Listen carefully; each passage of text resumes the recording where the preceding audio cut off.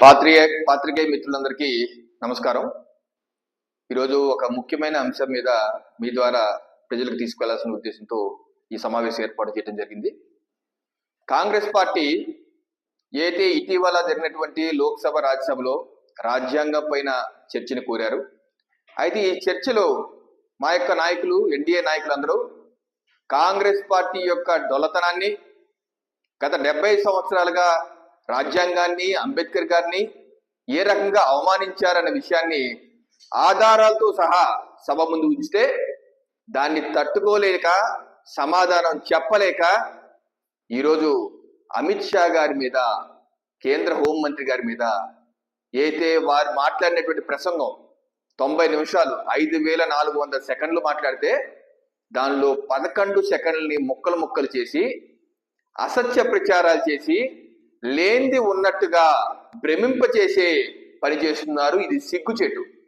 మీకు దమ్ముంటే మీరు చేసినటువంటి అకృత్యాలకి సమాధానం చెప్పండి. నిజం కాదా? అంబేద్కర్ గారిని అడుగడుగున అవమానం చేసింది మీరు కాదా? వారి ఎన్నికల్లో పార్లమెంట్ సభ్యుడిగా పోటీ చేస్తే దగ్గరుండి ఓడించింది మీరు కాదా? వారు మొదటి న్యాయశాఖ మంత్రిగా ఉంటే మీ యొక్క అకృత్యాలు తట్టుకోలేక రాజీనామా చేస్తే ఆయన ఉన్నా లేకపోయినా పెద్ద ఇబ్బంది లేదు అన్న పార్టీ కాంగ్రెస్ పార్టీ కాదా?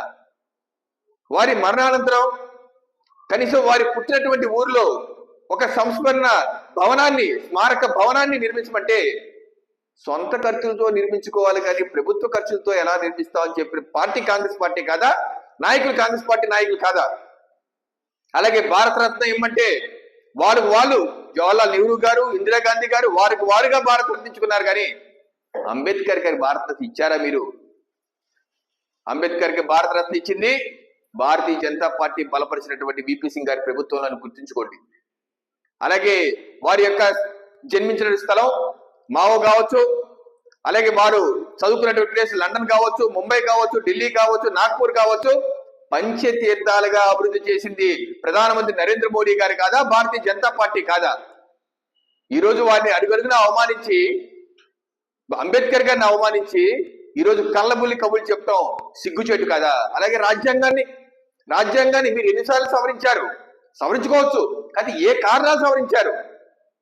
ఇందిరాగాంధీ గారి ఎలక్షన్ చెల్లదని చెప్పి అలహాబాద్ హైకోర్టు చెప్తే దాన్ని మళ్ళీ చట్టబద్ధ చేసుకుంటాక రాజ్యాంగ సవరణ చేశారు. షాబానో గారి కేసులో ఏదైతే భరణాన్ని ఇవ్వమని చెప్పి సుప్రీంకోర్టు చెప్తే దాన్ని విరుద్ధం చేయటానికి రాజీవ్ గాంధీ గారు రాజ్యాంగ సవరణ చేశారు.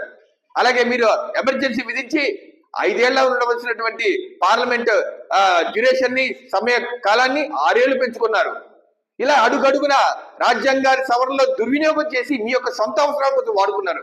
భారతీయ జనతా పార్టీ ఎప్పుడు అలా చేయలేదే. మేము రాజ్యాంగ సవరణ చేసాం. దేనికోసం చేసాం? బీసీ కమిషన్ కి రాజ్యాంగ పద్ధతి ఇవ్వడానికి చేసాం. అలాగే ఈడబ్ల్యూఎస్ రిజర్వేషన్ ఇవ్వడానికి చేశాం.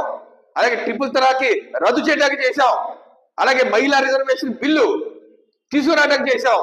అలాగే ఆర్టికల్ 350 కాశ్మీర్కి ప్రత్యేక ప్రతిపత్తి ఇచ్చి మీరు ఏదైతే అవమానించారో, భారతదేశంలో ఆ కాశ్మీర్ భాగం కాదని చేశారో దానికి రద్దు చేశాం. ఇలాగే దేశ కళ్యాణం కోసం చేసినటువంటి రాజ్యాంగ సవరణలు మీరు ఈ రోజు కళ్ళబుల్లి కబుర్లు చెప్తూ అమిత్ షా గారు చేసినటువంటి వీడియో ప్రసంగాన్ని ముక్కలు చేసి అబద్ధాలు, అసత్యాలు ప్రచారం చేసే విధంగా ఏది మీరు నాటకాలు ఆడుతున్నారో ప్రజలు చూస్తున్నారు. మిమ్మల్ని చిత్కరించారు. అందుకనే గత 3 పర్యాయాలుగా దేశ ప్రజలు మిమ్మల్ని చిత్కరిస్తున్నారు.